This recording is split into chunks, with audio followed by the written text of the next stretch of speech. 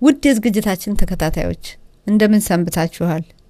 ይህ በየሳምንቱ ወደ እናንተ የሚቀርብላችሁ የጄንቢ ሚኒስትሪ የሚዲያ አገልግሎት ነው። ዛሬም በአምላካችን ምህረትና በጸጋው ድጋፍ በዚህ የሚዲያ መስመር ከፊታችሁ ቀርበን እንድናገለግል ስለበዛልን ቸርነት አስቀድመን ጌታ እናመሰግነዋለን። በአንድ ሐሳብ ዙሪያ ላለፉት ተከታታይ 3 ሳምንታት እየተወያየን ሲሆን የውይይታችንም ዋና ሐሳብ ሰይጣን እኛን ከአምላካችን መንገድ እንዴት እያራቀን እንደሆነ ከጥንት ከፍጥረት ታሪክ ጀምሮ እስከ ዛሬ ስልቱን ሳይቀይር እየተጠቀመበት ያለውን የክፋት ስልቱን እንደ እግዚአብሔር ቃል እየተነጋገርንበት ነበር። ይህንኑ ሐሳብ ባለፈው ሳምንት ካቆምንበት ውይይታችን የምንቀጥል ሲሆን ዛሬም በሚኖረን ጊዜ እግዚአብሔር በመንፈሱ እንዲናገረን አስቀድመን ከኔ ጋር እንጸልይ። እግዚአብሔር አምላካችንና አባታችን ሆይ ስለ ዛሬውም ጊዜ ደግሞ እጅግ አድርገን እናመሰግንሃለን። እነሆ ቃልህን ልንማር እግዚአብሔር አምላካችን ሆይ ካንተ እግር ስር እንደተቀመጠ ሰው በፊትህ እንሆናለን።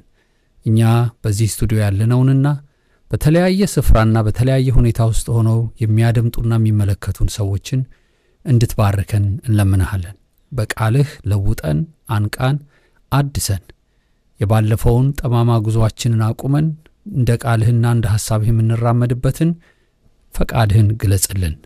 በኢየሱስ ክርስቶስ ጌታ ስም አሜን።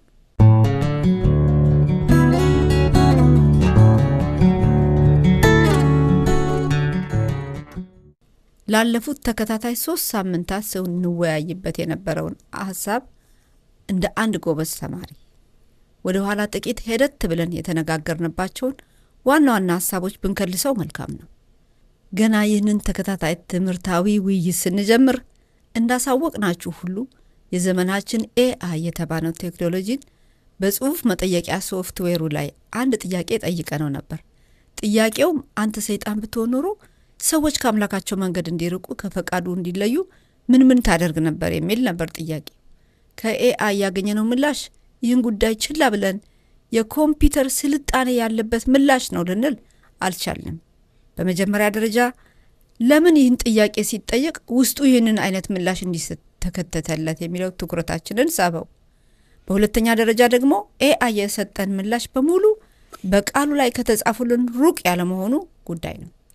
ስለዚህ እንደ እግዚአብሔር ቃል ምልከታችንን አስፍተን ወደ እናንተ አቅርበነዋል። በAI ምላሽ ውስጥ 8 እና ከዛም በላይ በውስጡ ሌሎች ምላሾችን የያዘውን ምልከታ በተከታታይ ያቀረብንላችሁ ነው። ታስታውሱ ከሆነ ሰዎችን ከእግዚአብሔር መንገድ ለማራቅ የመጀመሪያው ስልቴ የሆነው ያለን ትኩረታቸውን እከፋፍለዋለሁ የሚል የክፋት ስልት ነው። ይህን ሐሳብ በዝርዝር የተመለከትነው ሲሆን በይበልጥ ይህንን የትኩረትን ጉዳይ ከእግዚአብሔር ባሪያ ከሙሴ ሕይወት ውስጥ ብዙ ትኩረቶችን ከሚበትኑ ዋነኛ ነገሮች ውስጥ ገንዘብንና በጊዜያዊ ከኃጢአት ከሚገኝ ደስታ ጋር የተያዙ እውነታዎችን ተወያይተናል። ይህንን የሚዲያ ስርጭታችንን ለመጀመሪያ ጊዜ የምትመለከቱ ወይም የሌሎች አገልግሎቶቻችን ተካፋይ የሆናችሁና ለዚህ አዲስ ትምህርታዊ ውይይት ግን እንግዳ የሆናችሁ ወደ ኋላ ሄደት ብላችሁ ያመለጧችሁን ፕሮግራሞች እንድትመለከቷቸው እናበረታታችኋለን።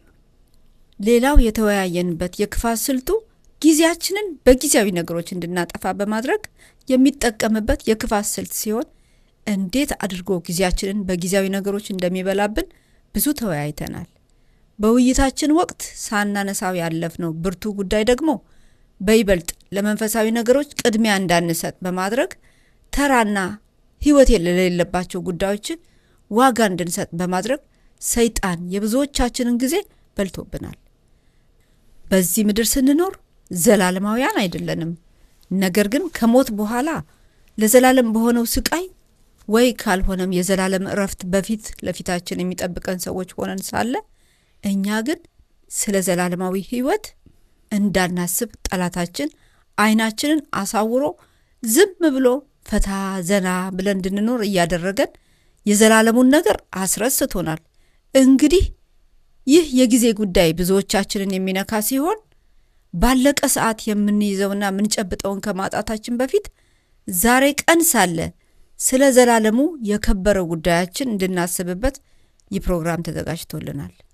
ይህን ሐሳብ በዝርዝር የተመለከትነው ሲሆን በይበልጥ አዳምንና ሔዋንን ያሳተበትን መንገድ በእግዚአብሔር ላይ ያላቸውን እይታ በመለወጥና እንዲጠራጠሩ ደግሞ በማድረግ ያሳካውን የክፋት ስልቱን ዛሬም ድረስ ጠላታችን እየተጠቀመበት መሆኑንና ደግሞ እስከ ዛሬ ድረስ ይህንን ስልቱን እንደፈቀደ እንዲጠቀምበት መፍቀዳችን ተመልክተናል። ዛሬ ይህንኑ ሐሳብ ትንሽ ዘርዘር አድርገን ከመፍትሄ ሐሳቦቹ ጋር የምንወያይበት ሲሆን እስከ ዝግጅታችን ፍጻሜ አብራችሁን እንድትቆዩ እየጋበዝናችሁ አስቀድመን አንድ ዝማሬን በመዘመር የዛሬው መሰናዷችንን እንጀምራለን። ዝማሬው እግዚአብሔርን እንዳንጠራጠረውና በእምነት እያመለክነው እንድንቀጥል የሚያበረታታ ዝማሬ ነው። ስለዚህ አብራችሁን ዘምሩ።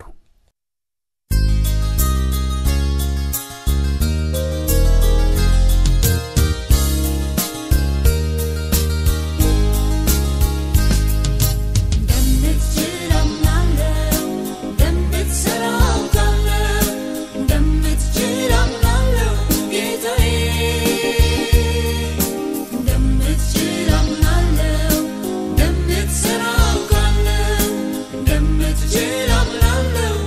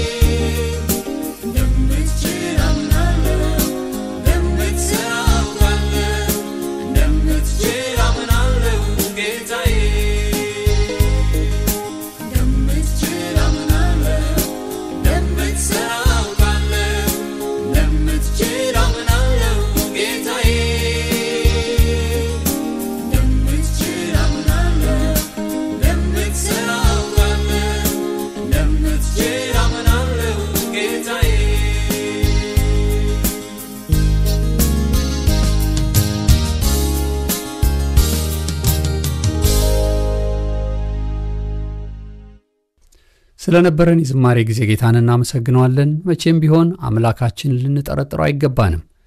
በእምነት እያመለክነው በእርሱ ላይ ብቻ እየተደገፍን ጉዟችንን እንድንቀጥል እግዚአብሔር ይርዳን።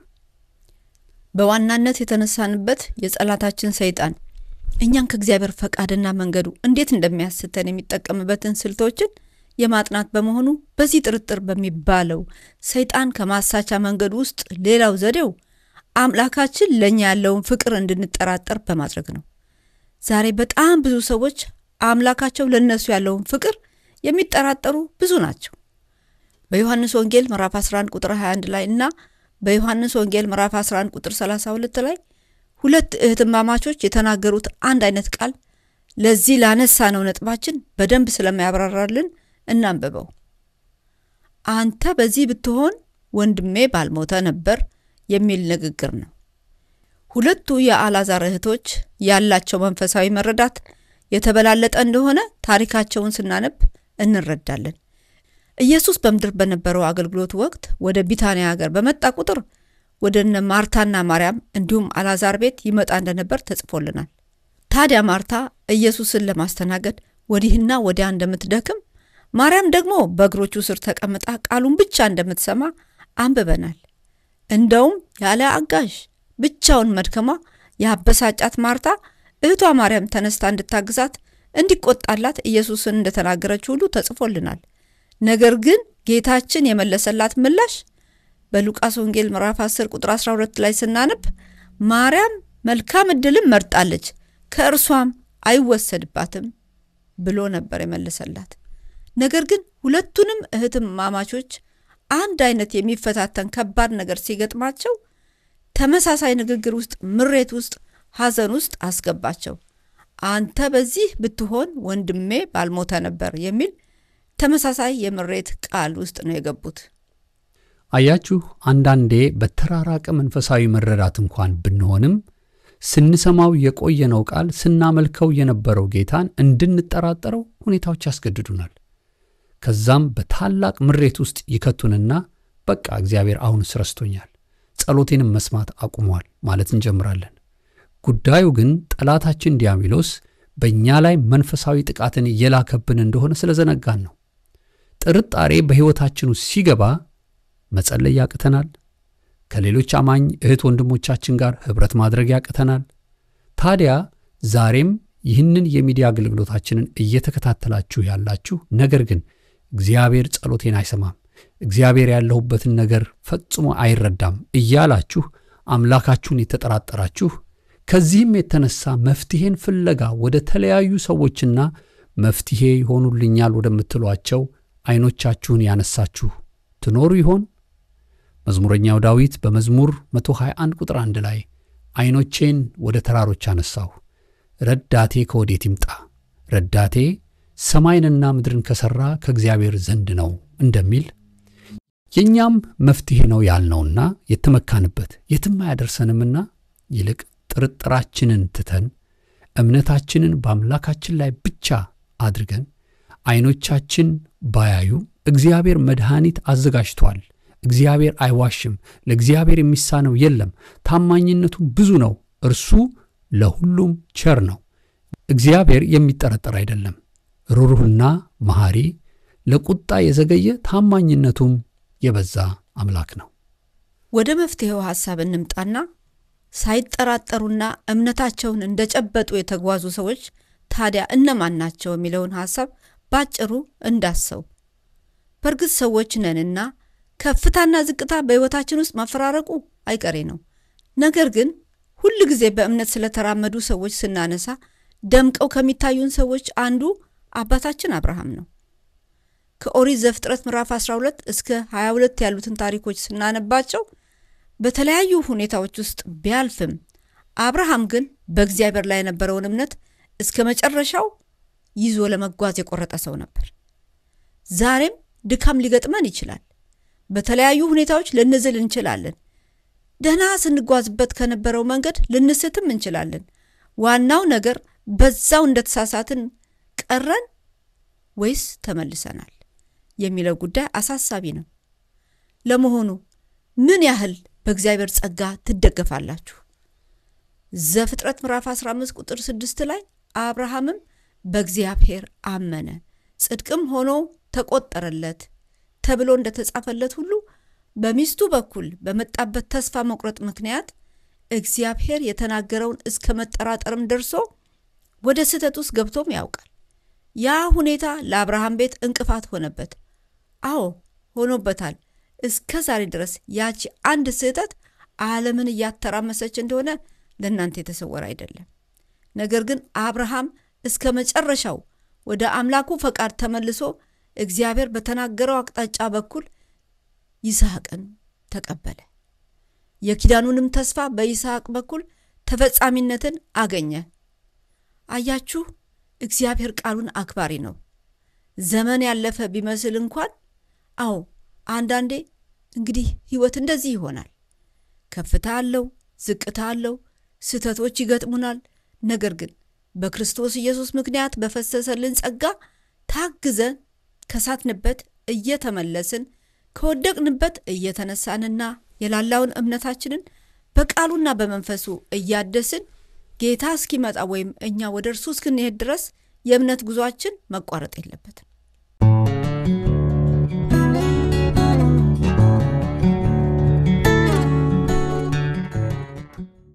በዚሁ በኤአይ ጥያቄ መፈለጊያ ካገኘነው ምላሽ ውስጥ በቃሉም ላይ ከተጻፈው ጋር ተዛምዶ ካገኘነው ምላሹና የዲያብሎስ ስልት ውስጥ ሌላው ተንኮል በአምላካቸው ላይ እንዲጠራጠሩ አድርጌ ካልተሳካልኝ በሕይወታቸው ውስጥ እውነት ሆኖ የተቀመጡትን ነገሮች በሙሉ እውነታቸው እንዲደበዝዝባቸው አድርጋለሁ የሚል ነው።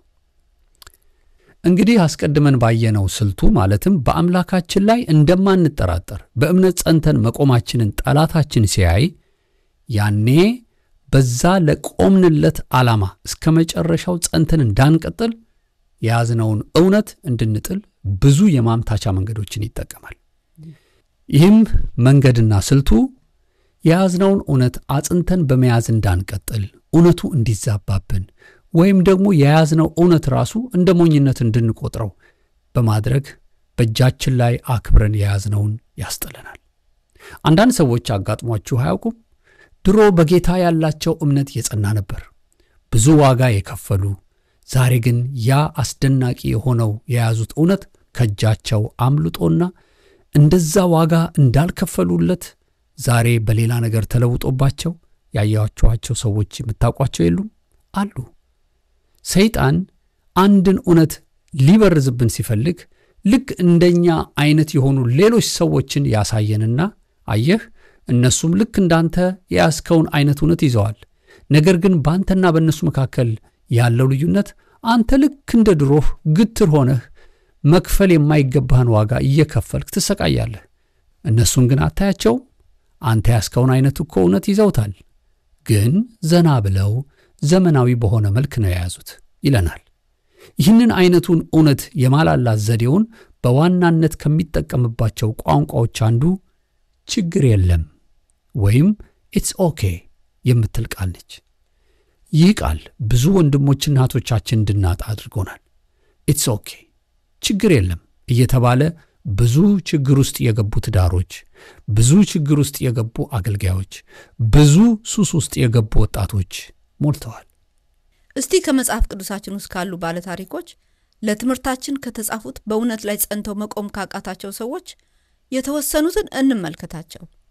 ከመጀመሪያዎቹ የአምላካችን የእጅ ሥራዎች ከሆኑት ከአዳምና ከሔዋን ጀምሮ ታሪካቸውን ስንመለከት ጥቂት የማይባሉትን በብሉይ ኪዳንም ሆነ በአዲስ ኪዳን ውስጥ እናገኛቸዋለን። አስቀድመን ለዚህ ጥናት ያሰባሰብናቸውን የጥቂቶቹን ስም ዝርዝር እንንገራችሁና በስፋትም ባይሆን ባጭሩ ዋና ዋና ሐሳቦችን እንከፋፈላለን። በመጽሐፍ ቅዱሳችን ላይ ከተጻፉልን ባለ ታሪኮች ውስጥ በያዙት እውነት ላይ ጸንተው መቆም ያልቻሉ እነዚህ ናቸው: አዳምና ሔዋን፣ ቃየን፣ ካህኑ አሮን፣ ንጉሱ ሳኦል፣ ንጉሱ ዳዊት፣ ንጉሱ ሰለሞን፣ ከአዲስ ኪዳን ደግሞ ያስቆሮቱ ይሁዳ፣ ሐዋርያው ጴጥሮስ፣ አገረ ገዢው ጲላጦስ፣ ዴማስ ናቸው። እነዚህ አሁን ስማቸው ሲዘረዘር የሰማችኋቸው ሰዎች የሰሙት ወይም የተቀበሉት እውነት ነበራቸው። ነገር ግን ያንን እውነት በተለያየ ምክንያት ጣሉት። እስቲ አንድ የቤት ሥራ እንስጣችሁ። እነዚህ ስማቸው የተዘረዘሩላችሁን ሰዎች የሕይወት ታሪካቸውን በግል የመጽሐፍ ቅዱስ ጥናታችሁ ላይ ቃሉን ስታጠኑ እንዴት የያዙትን እውነት ሊጥሉ ቻሉ ብላችሁ አጥኗቸው። ያኔ ብዙ ነገር ጌታ መንፈስ ቅዱስ እንደሚያስተምራችሁ እናምናለን። አሁን ካለን ጊዜ አኳያ ከኛ ጋር የተወሰኑትን እንመልከት። ከብሉይ ኪዳን የካህኑን አሮንንና ከአዲስ ኪዳን ደግሞ ጊዜ ካለን የሐዋርያውን የጴጥሮስን ሕይወት እውነት ከመጣል ጋር የገጠማቸውን ፈተና እንመለከታለን። ካህኑ አሮን የመጀመሪያው የእስራኤል ሕዝብ ሊቀ ካህን ሆኖ የተመረጠ ሰው ነው። ይህ ሰው ይህንን ታላቅ ኃላፊነት ሲቀበል ብዙ እውነቶችን አብሮ ተቀብሏል። ነገር ግን ሁላችንም እንደምናውቀው ይህ ሰው ለእስራኤል ሕዝብ የወርቅ ጥጃን በመስራት ወደ ጣዖት አምልኮ ፊታቸውን ያዞረ ካህን ነበር። ለመሆኑ አሮን ይህንን እግዚአብሔርን ብቻ የማምለክ ታላቅ እውነት እንዴት ሊጥለው ቻለ? በዋናነት እንደ ምክንያት የምንወስዳቸው ነጥቦች እነዚህ ናቸው። የመጀመሪያው ነገር የሕዝብን ግፊት መፍራት ነው። በዘጸአት ምዕራፍ 32 ከቁጥር 1 እስከ 4 ላይ ሲነበብ ሙሴ የእግዚአብሔርን ትእዛዝ ሊቀበል ወደ ሲና ተራራ ላይ ወጥቶ ሳለ ሕዝቡ ግን ትዕግስት አጥተው በፊታችን የሚሄድ አማልክትን ስራልን ብለው ወደ አሮን በመጡ ጊዜ በእጃችሁ ያለው ማንኛውንም ጌጥ አምጡልኝ ብሎ የጥጃ ምስል ሰራላቸው። ሙሴ ከተራራው በወረደ ጊዜ የሆነውን ሁሉ ሲያይ በጣም ተቆጣ፣ አዘነ። በእጁ ላይ ይዞት የወረደውን 10ቱን ትእዛዛት የተጻፈበትን ጽላቱን ሰበረው። ሙሴም አሮንን ለምን ይህንን አደረክ ሲለው የሰጠው ምላሽ ዛሬም ድረስ እኛ እንደ ምክንያት እየሰጠን ያለነው ነው። አሮን ለሙሴ እንዲህ ብሎ ነበር የመለሰለት። ዘጸአት ምዕራፍ 32 ከቁጥር 22 እስከ 24 እንዲህ ይላል። አሮንም መልሶ ጌታዬ ሆይ አትቆጣ ብሎ መለሰለት። ይህ ሕዝብ ሁሉ ጊዜ ለክፋት ያዘነበለ መሆኑን አንተ ታውቃለህ። እነርሱም በፊታችን የሚሄዱ አማልክት ስራልን፣ ያ ከግብጽ ያወጣ ሙሴ ምን እንዳገኘው አናውቅም አሉኝ። ስለዚህ ማንኛውም አይነት የወርቅ ጌጣጌጥ ያለው ሁሉ ያውልቀው አልኳቸው። ከዚያም ወርቁን ሰጡኝ፣ ወደ እሳቱ ጣልኩት፣ ይህም ጥጃ ወጣ ይላል። አያችሁ አሮን የሰጠውን ሰበብ አስባችሁታል? ከጥቂት ቀናት በፊት እኮ ታላቁን የእግዚአብሔርን ክንድ በቀይ ባህር ላይ ፈርዖንና ሰራዊቱን በባህር ውስጥ ሲያሰጥም በአይኑ ያየ ሰው እኮ ነው። እሺ ሕዝቡስ ያንን ታላቅ ታምራት ይርሳ እንበል። እንዴት ሆኖ ነው ከሙሴ ጋር ሆኖ በፈርዖን ፊት ያንን ሁሉ 10 ታላላቅ ቸነፈሮችና ተአምራት ሲፈጸም ያየ ሰው ሆኖ ሳለ ዘጸአት ምዕራፍ 32 ከቁጥር 4-5 ላይ እንደሚናገረው እርሱም የሰጡትን ወስዶ በመሳሪያ በመቅረጽ በጥጃ ምስል ጣዖት አድርጎ ሰራው። ከዚያም እነርሱ እስራኤል ሆይ ከግብጽ ያወጡ አማልክት እነዚህ ናቸው ያለው። እዚህ ላይ አንድ ጥያቄ አንስተን ጥቂት ብንወያይበት መልካም ነው። ብዙ ሰዎች የሚጠይቁት ጥያቄ ምን መሰላችሁ? ለምን አሮን የጥጃን ምስል ሰራ የሚል ጥያቄ ነው። የአይሁድን የግብጽ የባርነት ዘመን ታሪክ ስታጠኑ ከምታገኟቸው እውነቶች አንዱ ሁሉም እስራኤላውያን በዛን ወቅት ጡብ ሰሪዎች ብቻ አልነበሩም። ምክንያቱም በቤት ሰራተኝነት፣ በእርሻና በተለያዩ የግብጽ ቅርጻ ቅርጾች ይሰሩ ነበረ። በአንድ የአይሁድ ታሪክ መጽሐፋቸው ላይ እንደተጠቀሰው አሮን የቅርጻ ቅርጽ ሥራ ላይ ተሰማርቶ ከነበሩ የእስራኤል ባሮች አንዱ እንደነበረ ይናገራል። ይህ ከባርነት ነፃ ከወጡ በኋላ አሮን ይህንን ጥጃ ለመስራቱ ከዚህ ቀደም የዚህ ዕውቀቱ እንደነበረው ማስረጃ ይሆነናል። ሌላው ደግሞ ጥጃ በግብፃውያን ዘንድ ከነበሩት ጣዖታት እንደ ክፉ የማይታይ ጣዖት ነበር። የፈርቲሊቲ ወይም የመባዛት ኃይል ጣዖት ተብሎ ይመለክ ነበር። ብዙ ልጆችን ለመውለድ በግብፅ የሚመለክ ታዋቂ ጣዖት ነው። ስለዚህ ይህ ጣዖት በአሮን ልብ ውስጥ እንደ ክፉ ጣዖት አላየውም ይሆን? ይህንን ማረጋገጥ ባንችልም ሕዝቡ ግን አማልክት ስራልን ሲሉት ወዲያው ለመስራት የቻለው ጣዖት ይህንኑ መሆኑ የሚያስተምረን ነገር አለው። እስቲ ጥቂት ስለ አሮን መሳት ውይይት እናድርግ። በዋናነት እውነትን እንድንጥድ የሚያደርጉንን ነጥቦች ይዘን ነው የምንወያየው።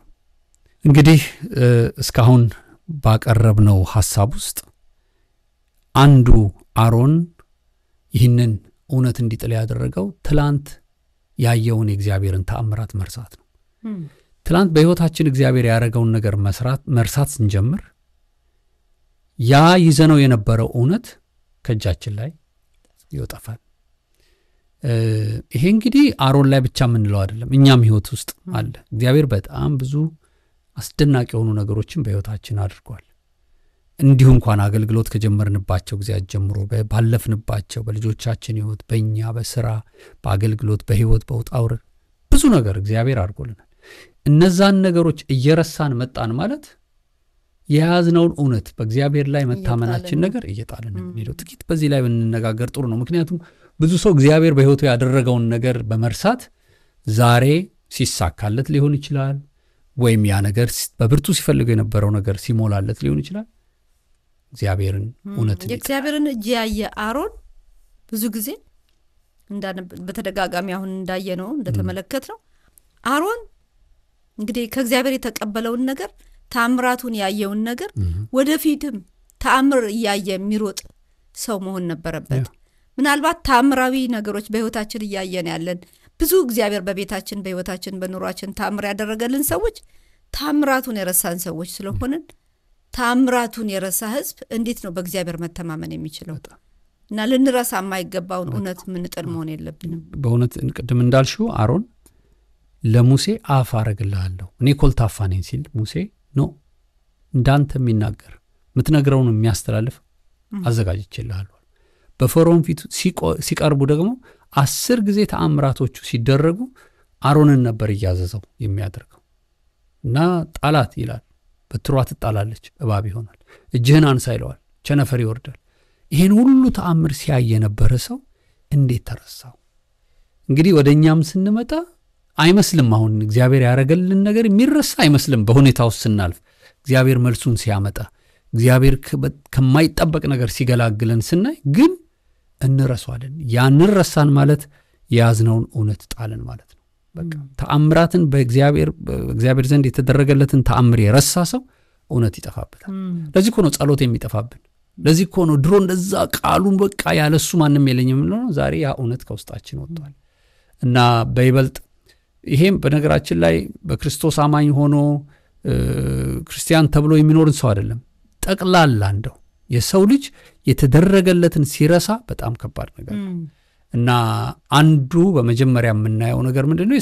አስቢው፣ ያንም ያህል ባህር ተከፍሎ ከተሻገሩ በኋላ ውሃ ጠማን ብለው የሚያጉረመርሙ፣ ውሃው ካለት ሲፈልቅላቸው ራበን ብለው የሚያጉረመርሙ፣ ድርጭት ወርዶ ደግሞ እንዲበሉ ሲሰጣቸው ደግሞ መና ሲወርድላቸው እኛ ስጋ ነው የሚሉ ስጋ በቃ እንዴት ነው የሚረሳው እግዚአብሔር ያደረገው ነገር? በጣም የሰው ባህሪ በጣም ከባድ እንደሆነ ነው የሚያሳየው።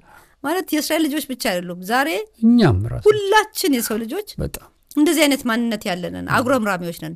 እግዚአብሔርን የምናመሰግን አይደለም። በእግዚአብሔር ላይ ሁሉ ጊዜ ያጉረመረምን እግዚአብሔርን የምንበድል ሰዎች ነን።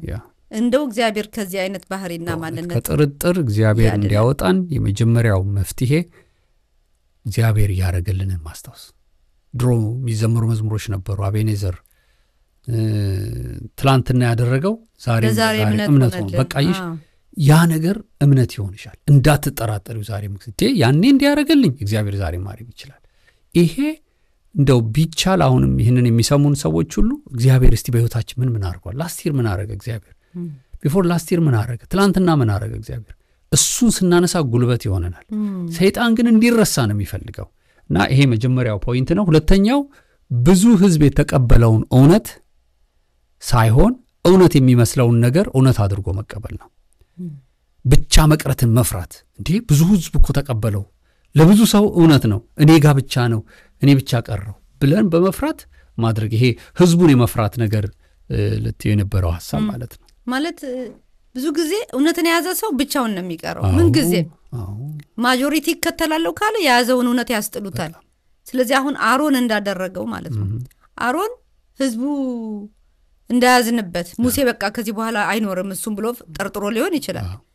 ይሄ ሙሴ የት እንደሄደ አናውቅም። ስለዚህ የት እንደሄደ ስለማናውቅ በዛው እዛ ተራራ ላይ ወይ አንድ ነገር ሆኖ ይሆናል። በቃ አንተ የምታደርገውን አድርግ ሲሉት አምጡ ጣሉ ወርቃችሁን። ከዛ ጥጃ ሆኖ ወጣ። የሚገርም ነገር ነው። እንደውም እኮ ቅድም ስታነብልን ምን የሚል ቃል አለ? ወርቁንም ወስዶ በመሳሪያ ውስጥ ያቺ መሳሪያ ምን ልትሰራ መጣች? ተከትላ የመጣች አለች። አየሽ፣ ይዘው የወጡት ነገር አለ ማለት ነው። ስለዚህ ከነጻነት ጋር ስንወጣ አንዳንዴ አመል ይዘን እንወጣለን፣ አንዳንዴ ይዘነው የምንወጣው ነገር አለ እና በዛ ጊዜ ደግሞ አንድ ብቸኛ መንገድ ጥጃ መስራት ከፈለግሽ ለሁለት የተከፈለ የጥጃ ምስል መቅረጫ ብረቱን ይዘሽ መሄድ አለብሽ። እዛ ውስጥ ነው የምትከቺው። ስለዚህ እዛ ውስጥ ከተተው እና ምን ይላል? እዚህ ውስጥ ከተትኩት ጥጃ ሆኖ ወጣ። ድሮስ ምን ሆኖ ሊወጣ ነው? እና በሰው ሁሉ እምነት ቅድም እንዳልነው ይሄ የጥጃው ጣዖት ምንም አይልም ከሌላው ባዕድ አምልኮ ይሄኛው ይሻላል። የመባዛት የማፍራት እንትን ነው የመውለድ አቅም የሚሰጥ ጣዖት ነው ተብሎ ነው። ስለዚህ በጣም የሚያሳዝነው ይሄው ከግብጽ ያወጣቸው ማለት ይሄው ብሎ አስተዋወቃቸው። ምናልባት በእግዚአብሔር ቤት ውስጥ ከዓለማዊ ልምምድ ይዘነው ከጥፋት ከኃጢአት ነፃ ወጣን ብለን ወደ እግዚአብሔር መተን ያንን ያልጣልነውን ባህሪ ግንዛቤ አመል አኗኗር ይዘን እንመጣና ከዛ እግዚአብሔር ቤት ውስጥ ይዘነው እንገባለን። ከዛ በኋላ ሌላ ሞደርን የሆነ መንፈሳዊ ሽፋን ይለብስና ይገለጣል። ልክ እንደዚህ ጣዖት ሆኖ ይገለጥና አጥፊ ይሆናል። ምናልባት ይሄን አይነት ባህሪና መረዳት ያለው ሰው ሳይተው ሳያራግፈው እዛው ግብጽ ጥሎት ሳይመጣ እዚህ ይዞት ይገባና ከዛ በኋላ ትዳሩ ላይ መቅሰፍት ይሆንበታል። ኑሮ ላይ፣ እምነቱ ላይ፣ ማንኛውም ነገሩ ላይ ማጥፊያ መንገድ ይሆንበታል። ስለዚህ የምንጥላቸውን ነገሮች እዛው ግብጽ እኮ ጥሎት መምጣት የሚገባውን ነው ይዞት ተሻግሮ ባህር ተሻግሮ እግዚአብሔር ነፃ ሊያወጣቸው ከዚህ ባርነት ነፃ ሊያወጣቸው ብሎ እሱ ግን ያንን የግብጽን ጣዖት ይዞ መስሪያው ያው መቅረጫውን ይዞ መምጣት ማለት በጣም ከባድ ነገር ነው። እንግዲህ አሮንም ያምጣው ማንንም ያምጣው ይሄ የጣዖት መስሪያ ተከትሎ ወጥቷል። ህዝብ ሁሉ የሚስማማበት ነገር እውነት ነው ማለት አይደለም። የእግዚአብሔር እውነት በድምጽ ብልጫ አይመረጥም። ሰው ሁሉ መረጠው። በቃ እስቲ ድምጽ ምርጫ ይባላል አይደል? ምርጫዎች ሲካሄዱ በቃ ብዙ ሰው ካወጣ በቃ እውነት ነው። እና እንደዚህ የተነዳንባቸው እውነት ያልሆኑ ነገሮች አሉ። ሰው ሁሉ ስለፈታ ሚስቱን እኔም መፍታት የለብኝም። አገልጋይ ሁሉ ስለፈታ በተለይ ደግሞ ቤተክርስቲያን ውስጥ እና አንዳንድ ኃጢያቶች እውቅናን ያገኙት እውነትነትን ያገኙት ሁሉ ሰው ስላረጋቸው ትክክል ስለሚመስለን ነው። በይበልጥ እኛ የምንታይ አገልጋዮች የምናረጋው ነገር በሙሉ ለካ ይቻላል ብሎ ሌላው ሰው እንዲከተል ያደርገዋል። እና በእውነት ይሄ በግርታ መሄድ ልክ ነው ከሱ ጎን ቆማለሁ ማለት እንደዚህ አይነት ነገሮች በጣም እውነትን የሚያስጥሉን ነገሮች ናቸው። እንደው ካለን ጊዜ አንፃር ሶስተኛውን ብንመለከተው ምክንያት ምንድነው? በሌሎች ማሳበብ የያዝነውን እውነት እንድንጥል ያደርገናል። ይሄው በቃ ህዝብ አመፀኛ ነው እንዴ! ስንት ነገር እያስቸገረን የመጣ ህዝብ ነው። አመፀኛን ህዝብ እንዴት ነው ይመራል ብሎ እግዚአብሔር የሾመው? ገብቷል። አንዳንድ ጊዜ ራሳችን ነው አሮን ቦታ ማስቀመጥ ያለበት። እኛ አመፀኛ የሆነን እያለ ማነን እኛ ህዝቡ ላይ ያሳበብን ህዝቡን በደለኛ የምናደርገው? መጀመሪያ እኔ ውስጥ ያልወለቀ ነገር አለ ማለት ነው። በህዝቡ ላይ ከማሳበቤ በፊት እኔ ጋር ልክ ህዝቡ ጋር ያለ ማንነት ኦሬዲ ተቀምጦ ስፍራ ይዞ ሊገለጥ የፈለገ አንድ ቀን እየጠበቀ ያለ ማንነት አለ ማለት ነው። ስለዚህ እንደዚህ አይነት ባህሪዎች ልንጥላቸው ልንተዋቸው የተገቡ ሆኖ ሳሉ ግን አብረው ተከትለው ይወጡና እውነትን ያስጥሉና እንደው አንድ እግዚአብሔር ያለማመደንን ነገር እዚህ ላይ ምሳሌ እንደ ምሳሌ መጣልኝ። አንዳንዴ ትልቅ ነገር ባይሆንም በአገልግሎት ለምሳሌ አንድ ቦታ ልንዘምር ሄድን ስናየው እኛ መርጠን ይዘነው የመጣ ነው መዝሙር ወደ ንስሐ የሚመልስ እግዚአብሔርን ወደ መፍራት የሚመልስ መዝሙር ነው ይዘን የመጣ ነው። ስናየው ግን ህዝቡ ለመዝለል ለመጨፈር ለማምለክ የተዘጋጀ ጉባኤ ሆኖ አገኘ ነው። እንዴት ነው የምናረገው? መዝሙሩን ለውጥ እንዴት ነው የምናረገው? ይሄ ራሱ አንድ እውነትን ይዞ ከእግዚአብሔር የተቀበሉትን ይዞ መሄድ ነገር ነው። ስለዚህ በቃ እንደምንም ብለን የሚያረጋጋ ቃልም ተናግረን ቢሆን አረጋግተን መዝሙሩን እንዘምር አለን። ከዛ መዝሙሩን ዘመርን ተዘጋጅተንበት ይመጣ ነው። ብዙ ሰው ከጉባኤው ስንወጣ በቃ እግዚአብሔር እኮ ተናገረኝ፣ በቃ እግዚአብሔር እኮ እንዲህ አለኝ ያለው በዛ ዝም ብለንስ ብንሄድ ሰው ሁሉ እየዘለለ ነው በቃ ይሄን ነገር እኛም የሚያዘልልን ዘምር ብንልስ አየሽ ያዝሽውን ነገር የመጣል ነገር በህዝብ ሐሳብሽ የምናረገው ነው። በህዝብ ሐሳቡ መስበክ፣ በህዝብ ሐሳቡ እንዲማር በቃ ህዝቡ የሚወደው ይሄን ነው ምናርክ ብለን መስጠት ይሄ ራሱ እውነትን ከመጣል ሰው አስደሳች መሆን ነው። የእግዚአብሔርን ሐሳብ አለማገልገል ነው። በጣም እግዚአብሔር ይርዳን መቼም። አሜን።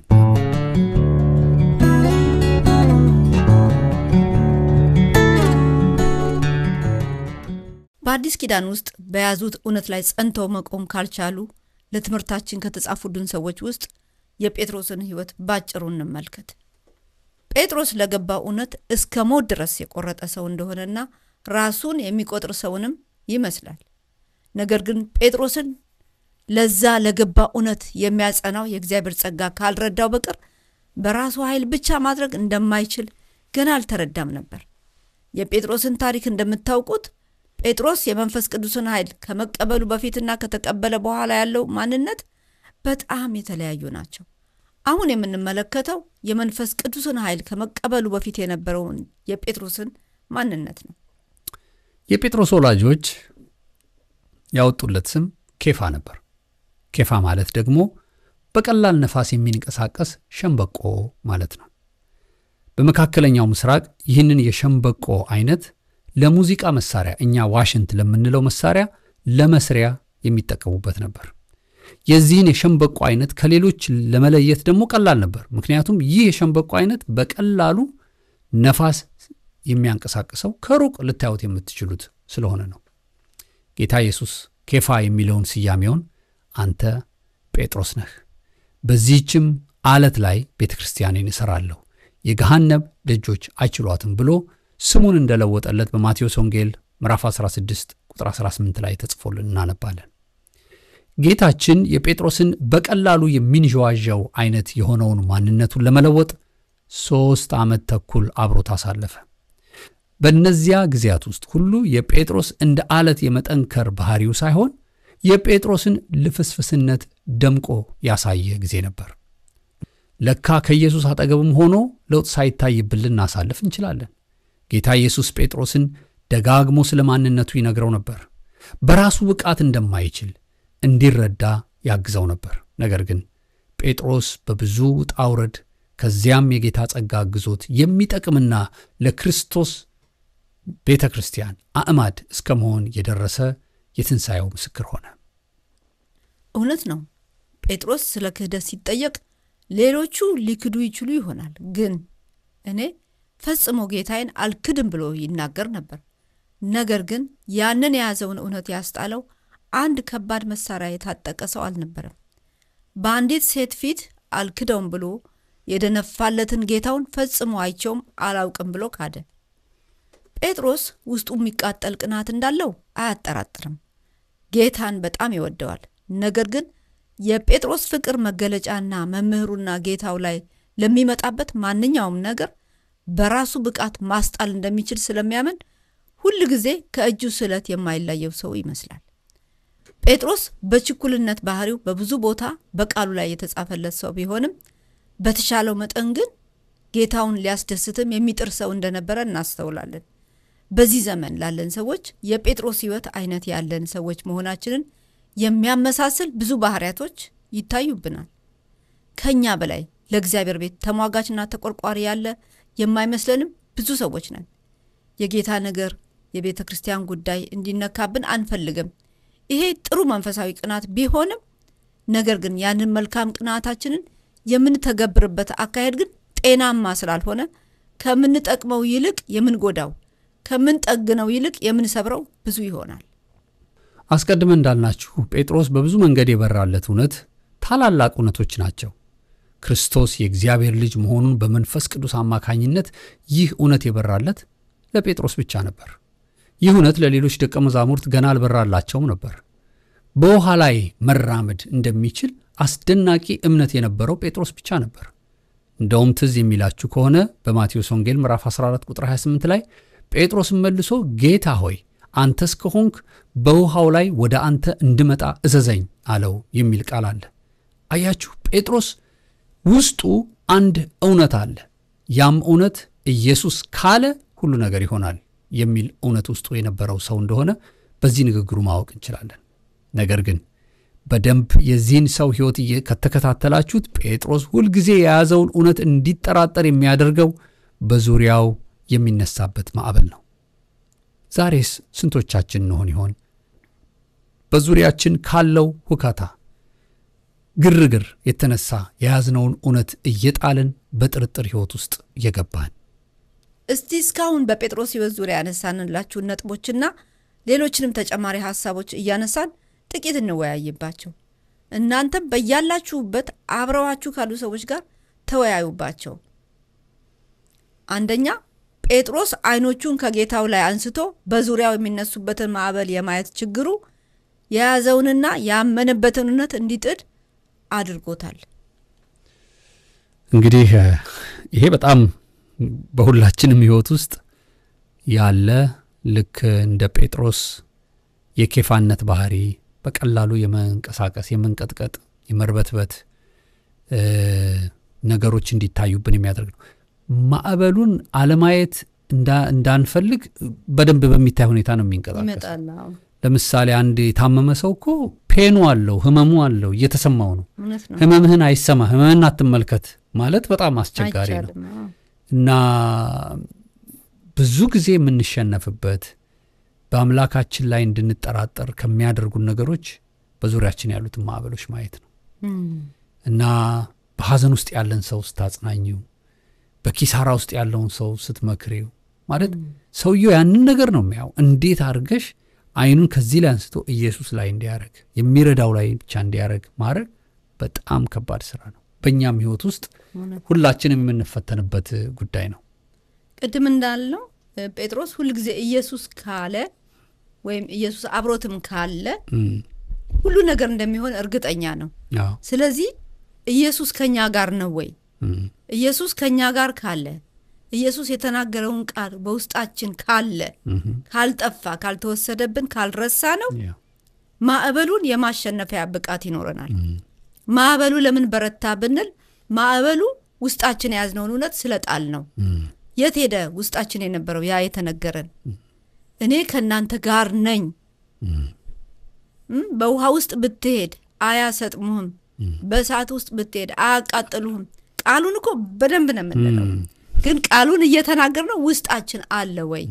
ይሄ እውነት የጠፋ እና ኢየሱስ ካለ እንዲሁም ካለም ከኛ ጋር ካለ ያ የገባን የተነገረን ቃል ውስጣችን ካለ ማዕበሉ በእኛ ላይ አይበረታም።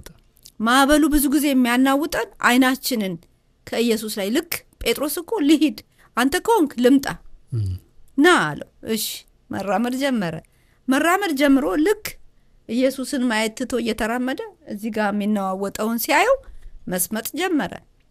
አንተ እምነት የሌለን የተባለው እምነታችን የት ሄደ?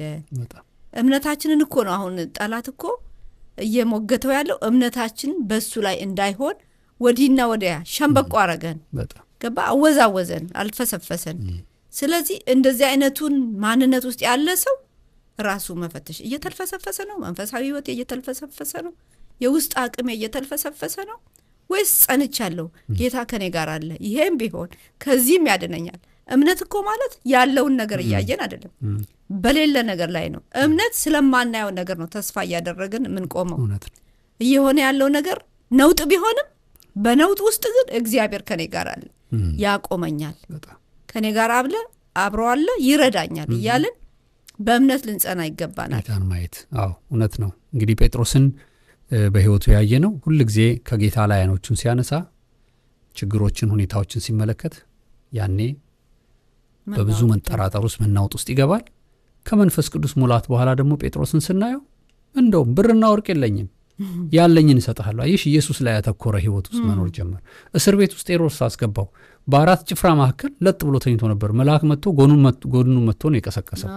ተቀስቅሶ በመልአክ እስኪነሳ ድረስ ያለ ረፍት ውስጥ ገባ። ጌታው ላይ በጣም የተማመነ ሰው ሆነ እና ጴጥሮስ በጣም በዚህ ህይወቱ ለኛ በጣም ትልቅ አስተማሪ ነው። ሁለተኛው የምናየው ነጥብ ደግሞ በጴጥሮስ ህይወት ውስጥ ጥርጥር እንዲያመጣ ያደረገው በራሱ አቅምና ጉልበት እንደሚሆን በቃ በሱ ችሎታ ሁሉን ነገር ማለፍ እንደሚችል አድርጎ መቁጠር ነው። ይሄ በጣም ከባድ ችግራችን ነው።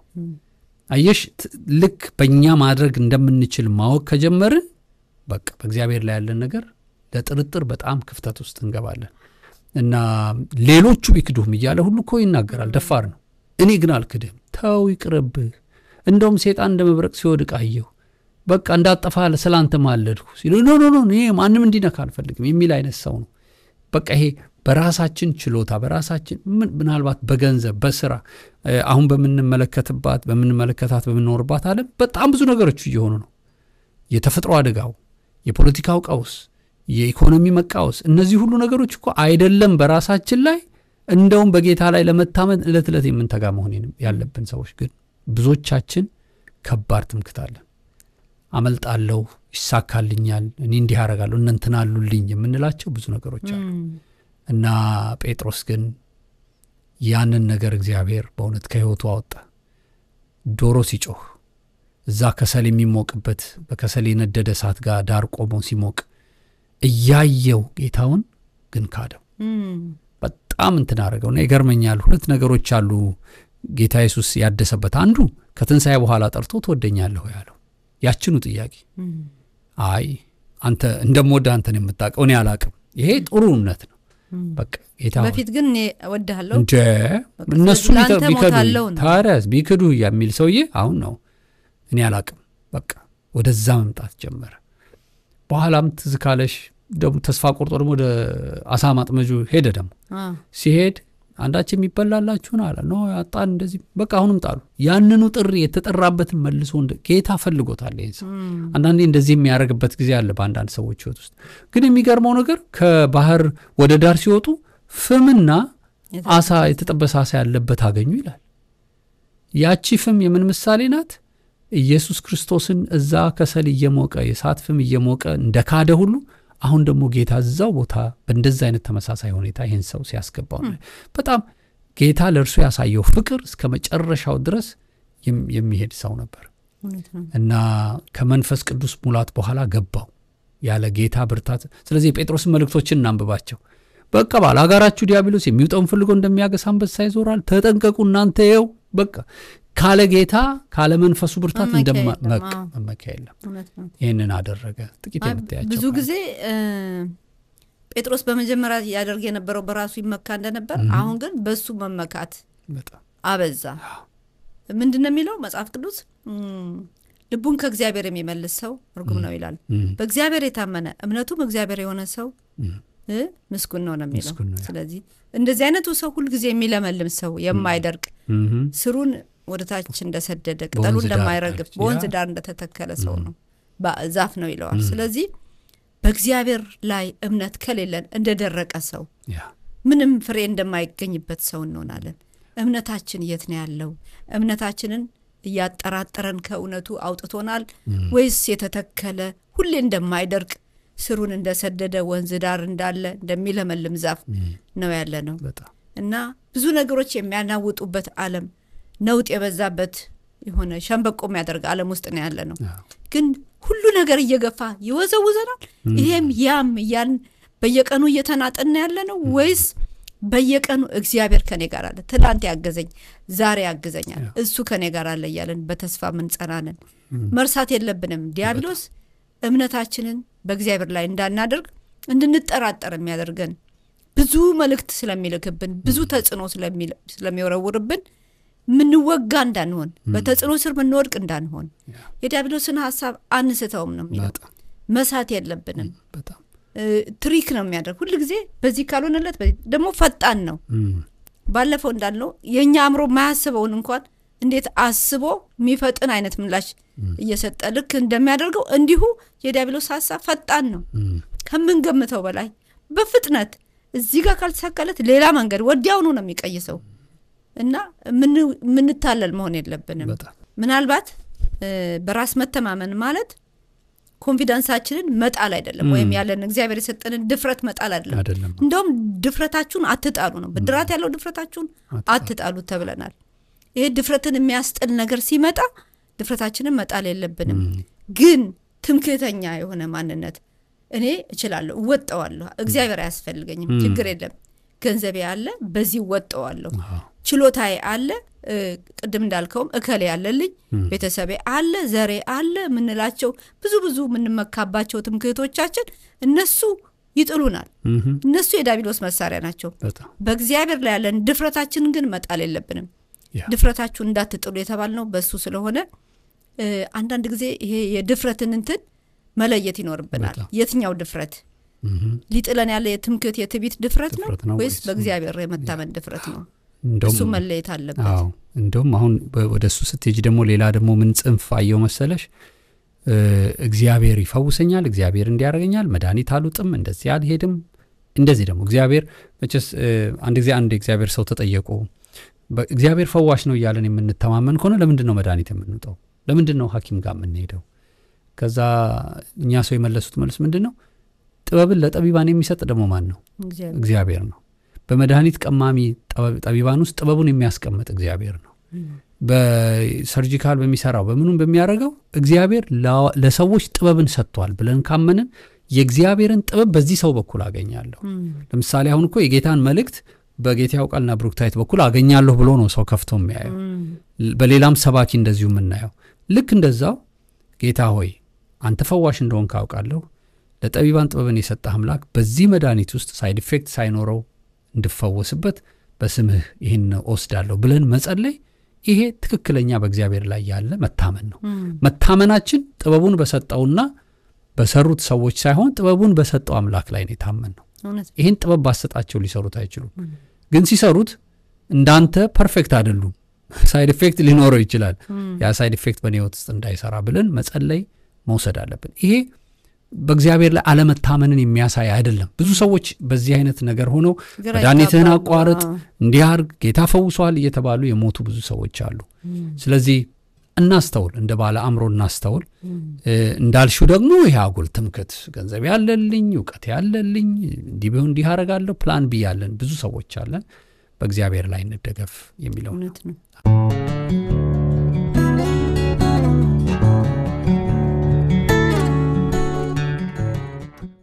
እንግዲህ ውድ የዝግጅታችን ተከታታዮች እስካሁን ስንነጋገርበት የቆየነውን ጠላታችን ዲያብሎስ ከእግዚአብሔር ፈቃድና ሐሳብ እንዴት አድርጎ እንደሚያወጣን ከሚጠቀምባቸው የክፋት ዘዴዎች ውስጥ ያገኘነውን አካፍለናችኋል።